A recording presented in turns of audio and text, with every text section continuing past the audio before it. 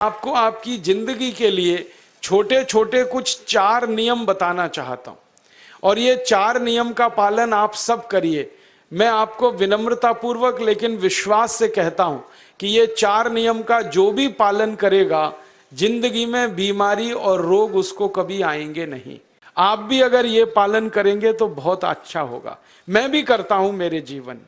मैं पिछले 15 वर्षों से योग प्राणायाम करता हूं, उसके साथ कुछ नियम मैंने बनाए हैं, वो नियम का पालन करता हूं और वही नियम आपको बताना चाहता हूं। स्वामी जी पालन करते हैं, मैं करता हूं, हमारे लाखों योग शिक्षक करते हैं और इन नियमों का पालन करने से हमको इतना लाभ हुआ है कि कभी बीमारी आती नहीं। 15 साल से मैंने हर बार मेरा बीपी चेक किया, नॉर्मल है, शुगर नॉर्मल है, ट्राइग्लिसराइड्स नॉर्मल है, कोलेस्ट्रॉल नॉर्मल है। पिछले 15 साल में कभी सर्दी जुकाम भी नहीं हुआ, गला भी नहीं बैठा, कभी हॉस्पिटल नहीं देखा, कभी डॉक्टर के पास नहीं गए, क्योंकि जरूरत नहीं पड़ी। और वो जरूरत नहीं पड़ी क्योंकि हम निरोगी हैं, स्वस्थ हैं। ये निरोगी और स्वस्थ होने के लिए आयुर्वेद की एक छोटी सी जानकारी आपसे मैं शेयर करना चाहता हूं। आयुर्वेद में ये कहा गया है कि किसी भी व्यक्ति को निरोगी होना है, रोग मुक्त होना है, तो अपने जीवन में 3 बातों का ध्यान रखे। पित्त, अपना और कफ, तीनों का संतुलन रखे। वो 3 तरह के दोष हैं हमारे शरीर में, वात पित्त कफ। आपने सुना होगा, ये त्रिदोष आधारित शरीर है। जब वात बहुत बिगड़ जाता है तो 80 से ज्यादा रोग आते हैं। जब पित्त बहुत बिगड़ जाता है तो लगभग 46 से 50 रोग आते हैं और जब कफ बिगड़ जाता है तो 28 रोग आते हैं और वात पित्त कफ तीनों बिगड़ जाएं तो 148 रोग आते हैं। सर्दी खांसी जुकाम से लेकर और कैंसर तक जो आखिरी रोग माना जाता है, ये सब वात पित्त कफ के बिगड़ने का खेल है। तो इस देश के आयुर्वेद चिकित्सा के सबसे महान लोगों में से कुछ नाम आप जानते हैं, जैसे चरक ऋषि, जैसे सुश्रुत ऋषि। ऐसे एक ऋषि हुए बाघभट्ट। बाघभट्ट ऋषि ने एक पुस्तक लिखी है, उसका नाम है अष्टांग हृदयम, और एक पुस्तक लिखी है उसका नाम है अष्टांग संग्रहम। इन दोनों पुस्तकों में उन्होंने 7000 नियम बताए हैं। उनमें से 4 बताता हूं, अच्छे लगे तो आज से ही पालन करो और दूसरों को भी बताओ, ताकि कोई भी इन नियमों का पालन करे तो बीमार ही ना पड़े। ये चारों नियम हैं वात पित्त और कफ को संतुलित रखने के लिए। अब वात पित्त कफ तीनों एक साथ आपके संतुलित रहें तो उसके लिए पहला नियम है खाना खाने के तुरंत बाद पानी नहीं पीना। ये पहला नियम है। आप बोलेंगे ये तो बड़ी मुश्किल बात है, खाना खाते ही पानी पीते हैं हम तो सबके सब, और बिना पानी पिए खाना ही नहीं खाते। कई लोग तो खाने से ज्यादा पानी पीते हैं, खाना कम खाते हैं, पानी ज्यादा पीते हैं।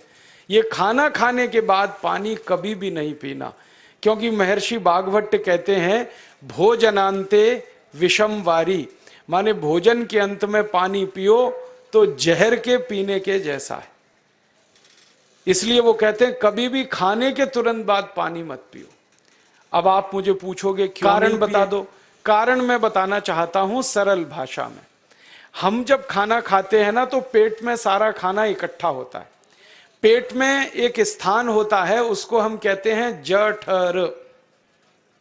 संस्कृत में, हिंदी में जठर कहते हैं, अंग्रेजी में उसको एपिगैस्ट्रियम कहते हैं, हिंदी में कुछ लोग उसको आमाशय भी कहते हैं। ये जठर छोटा सा स्थान है। आपके पेट में नाभि है ना, उसके लेफ्ट साइड में बाईं तरफ छोटा सा स्थान है। सारा खाना आपका इसी स्थान पर आता है, जो भी आप खाते हो, रोटी चावल दाल सब्जी दूध दही कुछ भी खाओ, सब कुछ जठर में आता है। अब जठर में जैसे ही तो खाना इकट्ठा होता है और उस आग को कहते हैं जठर अग्नि, मिला के बोल देते हैं जठराग्नि। आप जैसे ही खाना खाते हो पेट में जठर में अग्नि जलती है, वो अग्नि खाने को पचाती है और अग्नि खाने को ऐसे ही पचाती है जैसे रसोई घर की अग्नि खाने को पकाती है। आपके रसोई घर में आप अग्नि जलाओ, उसके ऊपर दूध रख दो, दूध में थोड़ा चावल डाल दो, अग्नि जब तक जलती रहेगी खीर तब तक बनती रहेगी। आप घर में अग्नि जलाओ, उसके ऊपर पानी रख दो, उसमें दाल डाल दो, दाल की पकने की क्रिया तब तक चलेगी जब तक अग्नि जलेगी।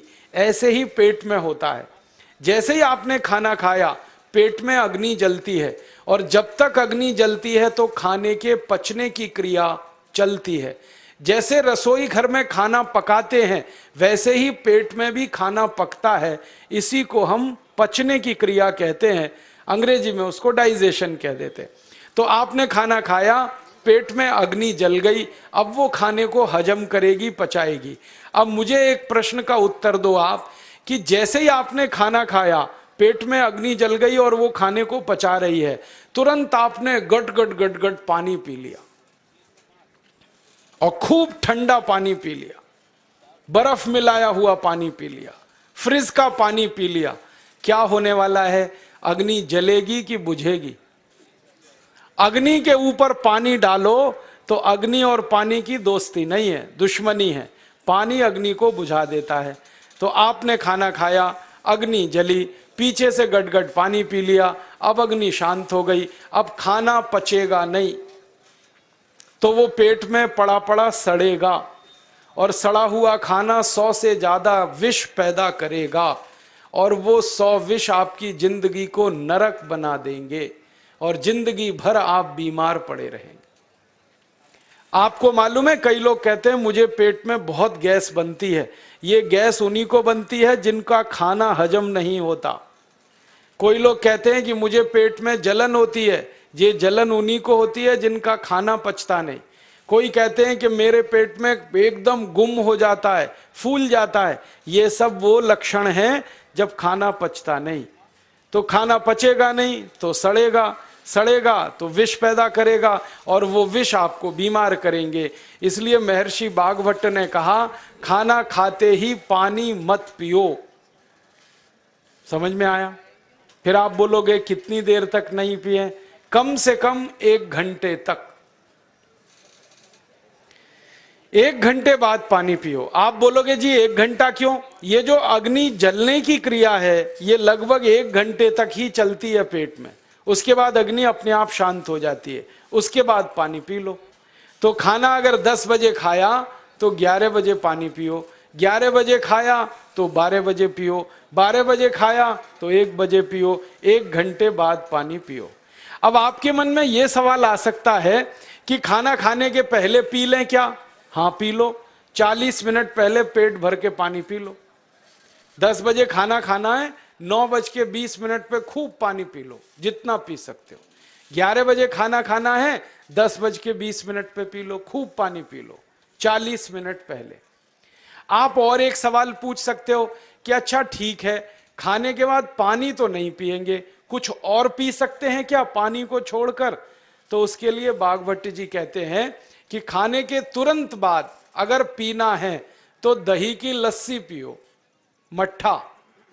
खाने के बाद अगर तुरंत पीना है तो फलों का रस पियो, गन्ने का रस पी लो, संतरे का रस पी लो, मौसमी का रस पी लो, अनार का रस पी लो। अब आप कहोगे ये सब महंगी महंगी चीजें बता रहे हैं, गन्ने का रस, संतरे का रस, अनार का रस, पैसे तो है नहीं।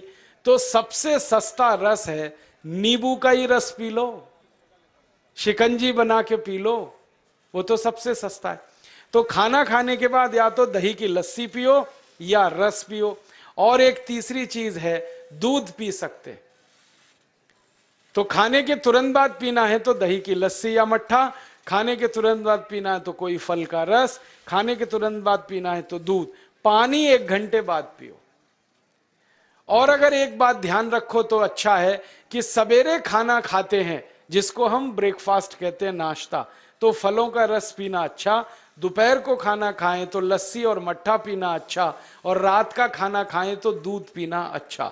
जो लोग इस नियम का पालन कर सकते हैं जिंदगी में कभी भी 80 रोग उनको नहीं हो सकते। वात पित्त कफ तीनों ही इस एक छोटे से नियम से संतुलित रहते हैं। तो ये पहला नियम मैंने आपसे कहा। दूसरा नियम एक और है, और वो नियम ये है कि पानी कभी भी पियो, घूट घूट भर के पियो। जैसे गरम चाय पीते हैं, गरम कॉफी पीते हैं, गर्म दूध पीते हैं, एक एक घूंट भर के, एक एक सिप करके, ऐसे ही पानी पीने की आदत डालो। ये मुंह में एक बार गिलास लगा लिया, गटागट उसको खाली कर दिया, ये तरीका गड़बड़ है। एक घूंट पानी, 2 घूंट पानी एक बार में उतना ही पियो। आप बोलोगे ये क्या चक्कर है? बात ऐसी है कि एक एक घूंट पानी जब हम पीते हैं तो मुंह की लार पानी के साथ मिलकर पेट में अंदर जाती है, और ये जो मुंह की लार होती है ये क्षारीय होती है और पेट में हमेशा अम्ल बनता रहता है। तो एक घूंट पानी पिया, मुंह की लार इसके साथ अंदर गई, 2 घूंट पिया और ज्यादा गई, बार बार लार अंदर जाएगी तो क्षार पदार्थ पेट के अम्ल के साथ मिलेगा। पेट में अम्ल बनता है, मुंह में लार क्षारीय होती है। तो ये क्षार को अम्ल में मिला दिया जाए और ये अच्छे तरीके से मिलकर पेट में जाए तो कभी भी कोई व्यक्ति के पेट को अम्लता नहीं होती, एसिडिटी नहीं होती। और पेट में अम्लता नहीं होती तो रक्त में अम्लता नहीं होती, और जिनके रक्त में अम्लता नहीं होती उनकी जिंदगी में कभी भी वात पित्त कफ के असंतुलन की स्थिति पैदा नहीं होती।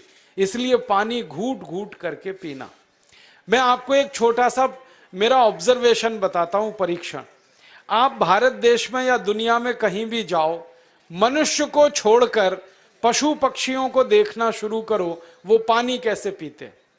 किसी चिड़िया को पानी पीते हुए देखो, किसी पक्षी को पानी पीते हुए देखो, वो चोंच के एक बूंद के बराबर ही पानी उठाता है। एक बार में एक बूंद पानी लेगा, फिर थोड़ी देर चोंच चलाएगा, फिर पिएगा, फिर दूसरी बूंद लेगा, फिर चोंच चलाएगा, फिर पिएगा, फिर तीसरी बूंद। एक एक बूंद पक्षी पानी पीता है। कुत्ते को पानी पीते हुए देखो, चाट चाट के पानी पीता है। शेर को पानी पीते हुए देखो, चाट चाट के पानी पीता है। जितने जानवर चाट कर पानी पीते हैं, जितने पक्षी एक एक घूंट पानी पीते हैं, किसी भी पक्षी और किसी भी जानवर को डायबिटीज नहीं है, किसी को अर्थराइटिस नहीं है, कोई पक्षी ओवरवेट नहीं है, कोई पशु ओवरवेट नहीं है। वो सब स्लिम और ट्रिम है, क्योंकि वो इतने होशियार हैं कि पानी चाट के पीते हैं या घूट घूट करके पीते। अब मुझे ये हैरानी होती है कि ये पशु पक्षियों को कौन सिखाता है? वो अपने जन्म से ये ज्ञान सीख के आते। उनका कोई गुरु नहीं है, उनका कोई विद्यालय नहीं है, उनके कोई प्रशिक्षण शिविर नहीं लगते, फिर भी उनको इतनी अकल है कि पानी घूट घूट पीना।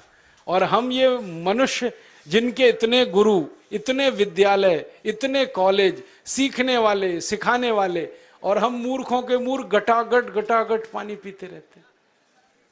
तो पानी पीने का तरीका बदल दो, घूट घूट भर के पानी पियो। ये दूसरा नियम है।